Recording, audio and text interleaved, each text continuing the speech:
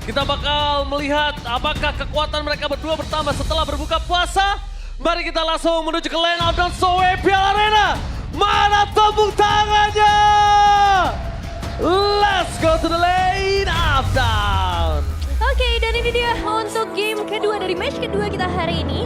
Melihat bagaimana pertemuan Joy dan Suyo akan kembali lagi kita saksikan bersama. Tapi bedanya, Farsha dengan update terbarunya apakah dia akan jadi lebih agresif, dan Balesky yang juga sudah mulai memberikan gangguan jelas dengan cowoknya. Oke, ditemenin ya. Ditemenin dan bahkan kita lihat kemungkinan akan ada retribution. Yes, itu dia. Kemungkinan akan ada retribution. Waduh. Karena kita melihat juga kondisi kali ini Balesky di sana bisa dengan satu hit ya dapetin ke arah orange buff-nya. Iya, setuju. Tapi ya sebagai kompensasinya tentu damage yang diambil sama Balesky akan jauh lebih dalam juga. Karena itu adalah area jungle dari RRQ di bawah menit yang kedua. Dan kalau kita ngomongin emblem sedikit nih. Mungkin tertuju pada Festival of Blood ya yang cenderung banyak diambil sama Dairon dan juga Toy. Karena emang dibutuhkan dalam teamfight. Tapi jangan lupa nih, untuk teamfight participation berarti RRQ harus memperkuat teamfight 5 di early game-nya nanti. Mungkin beranjak dari menit yang kelima. Setelah nanti gerakan dari Setsujinya akan bermain di laning jauh. Iya ya, karena dari sisi lain juga ngelihat dari Gig sendiri, pergerakan cepat nih ngelihat dari Balesky secara emblem juga ini bakal lari-larian banget mengincar dan mencoba untuk bermain pick off. Tapi jadi pertanyaan adalah untuk damage dealingnya nanti, karena kan kita selalu melihat kombinasi antara The Way of Dragon dan Burst Damage. Tapi hati-hati karena Riens. Oke, Riens kayaknya akan coba untuk membalikkan kembali keadaan. Tapi Riens juga tidak akan terlalu takut dengan Purify yang dia miliki. Dia masih akan cukup berani. Nah, Toy, untuk kondisi kali ini dia agak cukup terpressure tanpa harus bantuan siapa-siapa dari Kadera. Dia benar-benar ditekan abis, dan bahkan kalau ngomongin ke leaning phase, Kadera akan sangat lebih cepat untuk melakukan clear minion. Setuju sih. Ini early game yang manis banget untuk Kadera. Berbeda dengan game yang pertama. Yang dimana dia nggak bisa main ofensif di laning. Sementara dengan adanya Harit, otomatis akan mempermudah early game bagi Big Fam di area gold lane. Mereka masih butuh sih informasi gimana caranya dari Idok ini bisa menutup jalan ke arah seorang Farsha, Nevin. Karena kalau misalnya Idok nggak nutup ke arah Farsha, ini tidak bisa kita pungkiri. Farsha ini akan segera dengan sangat cepat menyelesaikan Netherrealm. Iya ya, dan kelihatan juga bagaimana sekarang area setup turtle udah mulai dikuasai oleh RRQ. Hoshi, make it. Dipegangin begitu saja dan lihat satu bawah soal server kelas berdampak dengan retribution the way of Dragon. Menuju ke arah seorang Susuji tapi belum bisa di cover, dan apa tuh Gotian. Dengan adanya Netherrealm di keluar mengcover Susuji, tak ada sedikit pun goresan yang terlalu dalam. Iya, Lihat. dilarang menyentuh ya. Ya lagi-lagi kan EOG-nya untuk defensif loh. Benar-benar hanya untuk cover temannya. Idok lagi-lagi memanfaatkan utility yang dia miliki. Dan sekarang Make It. Oke, nampaknya di sana masa menuju ke arah dalam. Make It terus sakit sekarang seorang Riz. Tapi one last hit. Ngebom di tangan dari seorang Make It. Dive in yang sangat tepat masuk ke arah dalam dengan purple buff di tangan dari seorang Make It. Karena kita tidak melihat adanya purple buff di tangan dari sosok seorang Susujin. Wah, itu cukup licin ya pergerakan dari Make It sendiri. Dan sayangnya tadi memang untuk Susujin, Retribution-nya lagi nggak ready, kehilangan satu buah purple buff. Wah, ini kalau kita ngomongin soal purple buff yang tadi tentu di level sih. Dan Sejin dalam ancaman. Susujin tanpa ada satu pengawalan. Dia masuk terlalu dalam di dalam jungle. Para pasukan dari tim Geek Farm langsung dipanis oleh seorang Aboy. Aboy dari tadi yang udah mendapatkan concern dari kita pribadi, karena dia adalah salah satu pemain yang cukup agresif sebagai mid laner. Aboy. Dan Farsha. Iya, ada Farsha gitu kan. Ya, Wings ditambahin by lagi. Wings-nya tadi lebih cepat juga movementnya. Apalagi dengan gerakannya sekarang nih, menuju ke area dari Glowing One. Yang tentunya akan membuat nanti regenerasi dari RRQ nggak akan maksimal ya, Vin?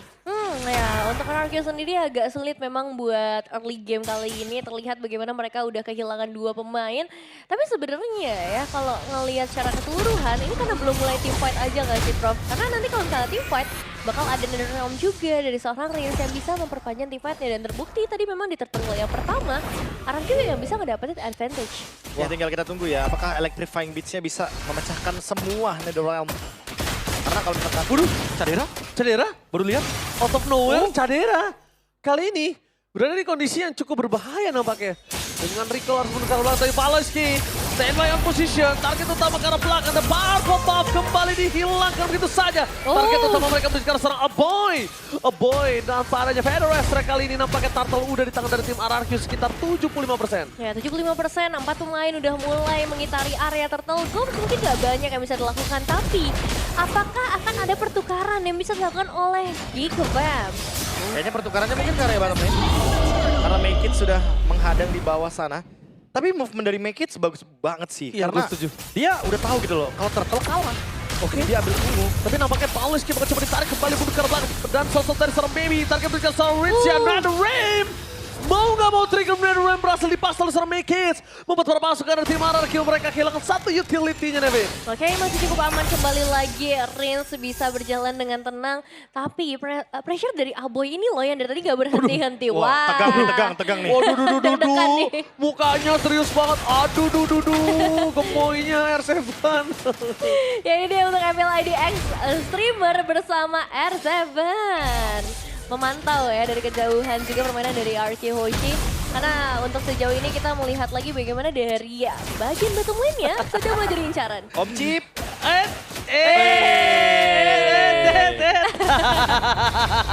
Aduh. Halo. Hai. Oke, The Way of Dragon langsung menuju ke seorang Idol. Cover sangat cepat menuju ke belakang, avatar dia forward defensif, tapi Toy! One last hit Medan Strike tadi untungnya nggak langsung menuju ke seorang Toy. Kalau Toy dia terkena satu Medan Strike sudah hilang, dia ditelan bumi, sudah dipastikan Evin. Ya bahaya banget sih pergerakan dari Toy, tapi masih Gila. loh, masih make it. Banget Diambil mau lagi. tergangguin lagi dan dapat lagi bro. Nah, tapi permasalahannya udah 3 purple buff diambil. Level yang Setsujin cuma beda 1 loh. Dan Iya. satu lagi, untungnya ini pakai Suyo. Iya, Nggak terlalu benar. depending ya. Gak terlalu depending dan masih bisa dijawab gitu loh sama kontes Turtle. Berarti tinggal gimana caranya, sakit banget tapi Oke, dipaksa dari daerah mundur ke belakang dan lihat udah mulai digoncengin oleh seorang Cops. Bakal di following up dan itu dia Netherrealm. Mencoba untuk melakukan following up dan turun mundur ke arah belakang. Cops gak punya jalan untuk pulang lagi, harus hilang di telan bumi. Riz kembali lagi menjadi satu penyelamat untuk para pasukan dari tim RRQ. Walaupun dia tetap harus keluarin Netherrealm-nya.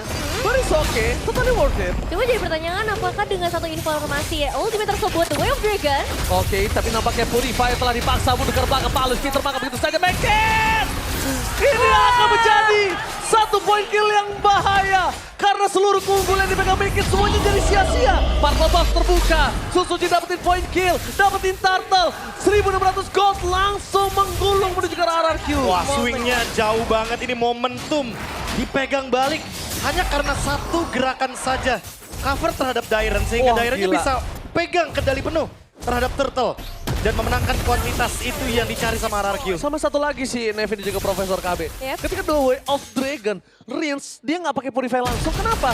Supaya dia tetap membuat Parsiannya titik dari Feather Strike-nya ke dia.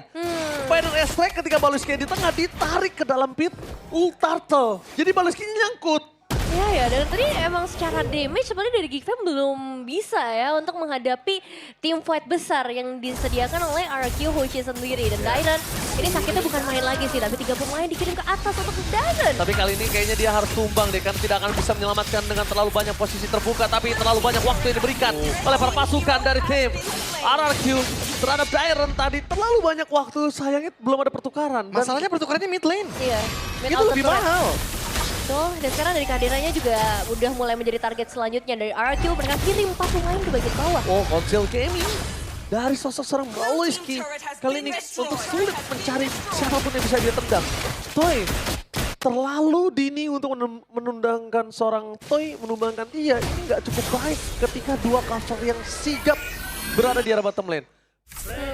Experience, Purify, Idok. Terlalu banyak source skill yang bisa menyelamatkan dia, terlalu keras. Jadi Balai juga agak cukup bingung. Dan nambah 1% nih untuk audience predictions-nya masih. Tadi 88. Iya tadi 88, nambah 12. Nambah 1 ya? 1% dari sekian ribu orang yang Iya, nonton makanya, tinggi loh. Nambah. 1% dari 1000 berapa nih, Bet? 1% dari 1000, bagi 100 bang. 100 lah. Iya, Dari 10.000? 1%? 1000. 1000.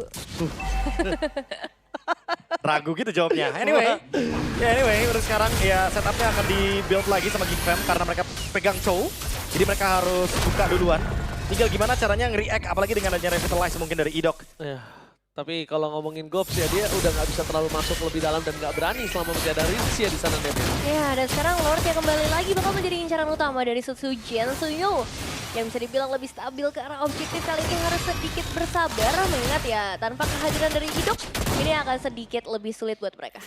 Wah, ini yang paling sedikit repot ya adalah Gobs-nya sebenarnya kalau boleh jujur. Iya. Karena semenjak ada Faramis last pick tadi ya. Bingung dia. Itu dia bingung, dia mau buka ultimate, tapi nanti disemprot ya kan. Pakai Ghostbuster hilang nanti jadi tiba-tiba. Gak buka ultimate dia juga salah. Tapi lihat di sini, lihat mereka menuju ke arah seorang Toy. Targetnya terlalu cepat untuk meng-cover Toy dan Aboy. Dia gak buka main restrain, tadi begitu saja. Purify Gaming gak bisa menyelamatkan dirinya. Meanwhile, para pasukan dari tim RRQ memaksa lebih. Dengan Palos yang akan dimakan para pasukan dari tim Geek Farm. Harus menuju jedak Tyrant. Metal Detector berhasil mencari di mana keberadaan dari seorang Make It. Tercuri begitu saja Toy, terlalu sakit, langsung di cover dengan ada Netherram. Dan bahkan Make It still survive in the bottom lane, dipaksa oleh Tyrant supaya tetap menjadi point kill. Kadera versus everybody, double kill, lagi for triple kill Kadera. Kali ini mencoba untuk bersinar, satu point kill dan Purify Gaming didapatkan. Tyrant mencoba untuk menutup, Duel Dragon mencoba untuk menghalangi pergerakan dari seorang Tyrant dan juga kawan-kawan. Gold nampaknya bersama dengan seorang Baliski harus menjadi korban keganasan perpasukan dari tim RRQ. Kali lihat Tyrant kali ini membuat sosok seorang Kadera menjadi korban yang ketiga. Karena tidak ada kata Jalil lagi untuk bisa pulang bersama dengan Aboy. Dan Purify, no Ferry dan Tyrant. Alphonse is never enough. Aboy still survive in the bottom lane. Wow, satu pertarungan panjang dilakukan oleh kedua belah tim. Tapi memang ada pertukaran Gila, akhirnya Kadera. menuju ke arah Riz. Tapi ya, Kadera sih ini benar-benar spotlight kita hari ini. Dia sampai force purify ya, hanya untuk bertahan hidup di tengah-tengah tim fight yang begitu chaotic. Dan memecahkan Netherrealm loh, itu yang Gila. paling terpenting. Gila Kadera sih. Benar-benar perform banget kali ini nampaknya. Lihat Package mencoba untuk masuk, ditutup oleh serang Idong. Target utama mereka mengejar serang Package. Defense jadi pilihan utama. Dan berpasukan dari tim RRQ. Mereka coba untuk mendapatkan Scrub. Tapi Tyrant kali ini akan membuat Gobs terperangkap. Gobs, where are you going? Gak boleh pulang. Maunya digoyang dan hilang begitu saja. Ya, tidak dapat turtle dihilangkan karena Gobs hanya aja satu inner turret saja. Mungkin dia ada top lane yang bisa dibilang menjadi pertukaran. Tapi itu pun gak worth it karena sekarang dari Geek Fam, mereka harus mulai mencari cara defensif yang paling tepat menghadapi permainan agresif dari Arkeoshi. Wah, ini dengan adanya Lord ya. Udah pasti yang namanya inner turret bakal coba buat dipaksa dapatkan. Apalagi Blade of Despair dari Setsujin. Damage-nya akan lebih berasa, even mungkin ke Gobs. Karena Gobs masih kurang nih dari segi item-item badannya. Coba, kalau kita kan sempat berbicara dengan pas Pamtoy, lihat. Toy tidak memberikan satu point kill, tapi dia tetap di cover. Tetap. Itulah dimana satu suaranya nih Vin yang cukup mahal. Iya, mereka tahu target utamanya winning condition mereka di area late game seperti apa. Lordnya masih bisa tahan, tapi ini Way of Shafi. Dragon menjadi seorang Tyrant, digagalkan dan Netherram. Membalikan kembali karena ball seorang Baliski terperangkap di depan sana. Satu point kill dengan Sky Pisar kita menggunakan seorang Baliski. Kadera harus mundur ke arah belakang karena Mekis berhasil menuntaskan tugasnya untuk menyelesaikan Lord their top lane. Ya, itu dia investasi ke arah Toy yang berhasil karena dengan satu hit saja Baloyski langsung menghilang tanpa jejak. Dan sekarang dari Mekes juga harus sedikit berhati-hati. Area base mereka sudah mulai menjadi tempat jajahan dari RRQ dan mereka akan mendekat lagi. Tapi sayangnya masih ada Feather Ice Strike. Sakit banget Aboy. Ya, hati-hati kena Death Sonata soalnya. Iya, dan bahkan lihat, ini kalau bisa dibilang, Toy ini pakai skin yang original kan? Iya, Kayak Tuturu ya, lihat-lihat ya. makanya. Dari awal ya, no skin. No skin. Oke. Tapi kita lihat para pasukan dari tim RRQ membuat para pasukan dari tim Geek Farm kali ini dari goldnya yang pernah sempat mereka pegang. Jauh banget Devin kali ini langsung menuju di 4.000. Bahkan untuk menumbangkan Idok. Yep. Jujur mereka butuh 4 orang minimal. Ya, Tanpa Gobs gak apa-apa, tapi 4 orang ya. Iya. 4 orang itu nge-buying time banyak banget sih. Sehingga banyak Pasti. banget space yang bisa diambil juga nanti sama Arkeoshi. Udah pasti nih, ini space-nya yang diciptakan malah nggak ada masalah Nevin. Tapi jatuhnya karena nggak ada hero yang buat split push tadi yang udah sempat kita mention, walaupun Iya. mungkin meredamnya kekuatan dari late game-nya, tapi setidaknya early game-nya udah didapatkan sama Geek Farm, namun nggak berlangsung lama masalahnya early game. Tapi aku kemarin lihat permainan ini Profesor dari seorang Kelra untuk menggunakan Rhapsody-nya ini. Dia tuh Rhapsody-nya tuh nggak sampai selesai. Iya. Rhapsody-nya nggak sampai selesai supaya 3 bisa peluru udah. 3 peluru udah supaya energinya tetap banyak dan dia tetap bisa spamming tuh Devin. Betul. Walaupun Rondo mendapatkan energi lagi ya. Iya. Tapi Rhapsody-nya nggak 6 aja tuh udah bagus sebenarnya. Peluru terakhir yang meledak itu biasanya mengeluarkan cukup banyak energi. Dan aku melihat itu dari Kelra. Aku penasaran di menit kedua. Heeh. Kelra bisa mendapatkan Hunter Strike. Menit kedua loh. Ya, itu bakal memperkuat tim fight banget sih sebenarnya ya. Apalagi kalau misalnya sekarang ngelihat dari segi objektif yang udah mulai muncul, objektif Lord Suzuki udah pasti akan langsung ada di sana. Tapi yang jadi pertanyaan, ini mau trade ke arah mana lagi? Trade-nya kayaknya nggak akan kalah tim fight sih. Tapi kalau Nevin sadar tuh lihat, Toy, dipencet Rhapsody-nya nih, tak, nanti selesai. Udah. Tuh, nggak sampai full kan? Iya. Nggak sampai dar, nggak sampai meledak. Cukup, nah biar dia bisa spamming lagi. Apalagi butuh tim fight jangka panjang ya. Iya, karena energinya ada. Karena bisa di-cancel. Tapi depan sana Baloski harus play ke for defensive. Idok mencoba untuk mendapatkan serang Kadera. Fokus ke arah belakang. Idok akan taruh Kadera for defensive. Berhasil menyelamatkan dirinya, tapi nampaknya Baloski berhasil menendang satu orang. Dipalaskan dengan adanya Risia dengan dead run satu default design. 2 point kill. Lihat RRQ membalikan keadaan di mana Kadera udah tidak memiliki zaman force dan masih 1 point kill Kadera dapatkan. Kali ini membalikan kembali keadaan Kadera versus everybody. Kadera versus Sai bersama dengan Susujin. Lihat mereka semua kebingungan untuk bisa menangkap Kadera dan bahkan Dairut sekalipun gak bisa memegang ke arah Kadera. Make it. Mencari di mana Susujin berada dan Kadera again. Kadera strikes again. Iya. Ini mengerikan banget ya. Pergerakan dari Kadera yang kembali lagi memukul Araki Hoji. Gila Kadera. Supaya nggak terlalu cepat mereka balik ke area Lordnya. Supaya ada waktu supaya Baloy dan juga Goms kembali ke area objektif. Udah ada lagi tuh sama sportsnya tuh. Ya, ini bakal team fight lagi sih seharusnya yang bakal dipaksa sama Geek Fam. Karena mid game mereka kuat banget, mereka punya Joy, mereka punya Harit. 2 tipikal hero yang bahkan bisa langsung dive in ke belakang. Menyelesaikan Netherrealm dengan sangat cepat. Dan udah pasti tentu Toy akan terancam sekali. Ya, ini udah mulai tahan nafas nih permainan dari Kadera karena Dairon udah mulai mendekat juga. Gila, lihat damage yang diberikan sama Force. Mudah ke arah belakang dengan ada Netherrealm. Tidak bisa terlalu kuat untuk ke arah belakang. Riz hilang itu saja. Double kill Kadera. Again and again. Membuat perpasukan dari tim RRQ mundur Nevin. Wah, ini Lordnya bakal bebas, bakal menjadi milik dari Geek Fam dan RRQ. What happened? Kadera. Jujur Kadera yang merubah segalanya menjadi lebih indah untuk kali ini.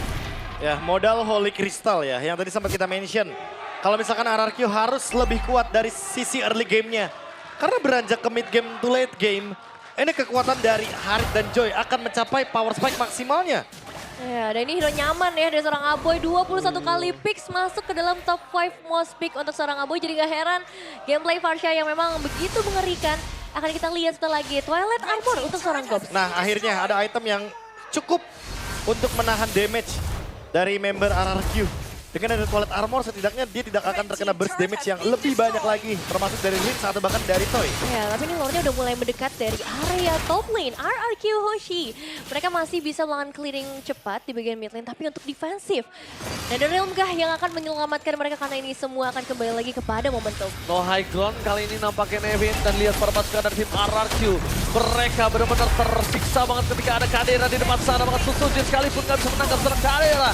Mendapatkan satu momen, my kids almost is never enough. Susujin hampir saja tumbang. Lihat itu hanya ditempel 2 kali tempo saja. Belum bernyanyi dengan pianonya. Ya. Itu baru 2 tempo, 2 ritme doang Nevin. Ya, dan ini 2 base turret menjadi milik Geek Fam. RRQ Hoshi, mereka kayaknya bakal kesulitan deh kalau misalnya dipaksa untuk bermain di sekitar area base. Dan apakah bermain di area luar bakal menjadi jawaban untuk RRQ? Wah, kayaknya sabar dulu sih kalau misalkan untuk bermain di area luar ya Nevin ya. Karena area jungle pasti akan dikuasai sama Baloyski. Ingat di sini ada Chow yang menandakan power pick off dari Geek Fam akan sangat tinggi sekali. Dan harus lebih berhati-hati karena selain Dairon dan juga Rinse tidak akan ada yang bisa nge-cancel the way of Dragon. Yes, betul banget. Tapi gue lebih concern ke arah Kadera tetap sih. Mereka nih sampai sekarang belum ada jawaban untuk Kadera siapa. Idok dengan tahunnya itu bakal bisa dipecahin pakai Purify. Ya. Dia nggak ada yang mengikat pasti Nevin. 18 menit udah mulai berjalan dan Geek Fam sepertinya masih menunggu momentum yang tepat atau lebih tepatnya juga menunggu objektif nih untuk kemenangan yang lebih pasti. Ya yang bisa mengikat mungkin di sini cuma ada Dairon ya. Tapi itu pun harus make it dan juga Kadera karena dua-duanya rely banget sama Dash kan. Iya. Nah, tapi masalahnya kita nggak pernah ngelihat Kadera dan juga make it. Itu berdekatan loh. Sempat terikat sekali doang. Tapi Sekali doang. Nah kalau ini beneran berhasil keikat dua-duanya dan gak di follow up, ini bakal menjadi momentum yang rugi banget sih. Kalau berhasil di follow up, itu dua orang hilang. Aboy sekalipun dengan hero nyamannya dia gak bakal bisa ngapa-ngapain. Nah, cara item sih sebenarnya untuk Daryl sendiri udah ada si Halbert ya yang juga diamanin untuk ngebuat ya supaya nggak terlalu tebal dari Geek Fam-nya sendiri. Tapi Gops dengan Twilight Armor ini tetap jadi satu kesulitan untuk ditembus. Lord Evolve Sudah mulai Ini masuk dia. menit 19, Lord yang sangat ganas tentunya. Dan harus didapatkan oleh siapapun. 1000 ke Idok Gila. dengan Athena Show. Wild Dragon telah dikeluarkan menuju ke Sodai dan fokus menuju ke seorang Apoy. Tapi untuk ke arah belakang Kadera. Terlalu sakit, tidak bisa di-cover dan dilihat. Winter Crown mencoba diselamatkan dengan satu buah Net Wave. Untuk ke arah belakang perpasukan dari tim RRQ.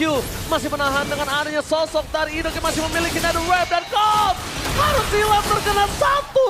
Sky Pisar Harta Tata Dead Sonata. Wow, dan itu dia satu suara dari RRQ Hoshi Gops yang benar-benar menjadi target utama. Tapi untuk dapetin ke arah Lord, apakah ini masih bisa dilakukan oleh RRQ? Ingat, masih ada pedal efek juga. Monster Gaming, Duel Dragon yang kali ini tanpa following up damage. Coba kabar pasukan dari tim RRQ, mereka diporak-porandakan dengan Mekis. Mekis belum mendapatkan dan terikat. Apa terapkan dia dan hilang immortality. Para pasukan dari tim RRQ, mereka bisa mendapatkan Mekis. Tapi Kadera versus everybody mencoba untuk bergoyang. Double kill, mungkin for triple kill. Dan para pasukan dari tim RRQ, mereka gagal mendapatkan Kadera immortality dan Toy. One by one situation, Kadera still survive. Shutdown untuk jadi dan oh my god, Toy. One by one situation, Kadera. Kadera again berhasil membuat tim RRQ kepusingan dan wipe out. Webinar sudah mulai masuk juga dari bagian battle lane dari 3 arah, bahkan bisa dibawa Gila. oleh Geek Fam kali ini. Riz seorang diri. Kadera save the day for Geek Fam ini. Dan itu dia, wasit terakhir dari Aboy yang menyelesaikan kita dan membawa kita ke dalam game yang ketiga Geek Fam. The King Slayer akan kembali ke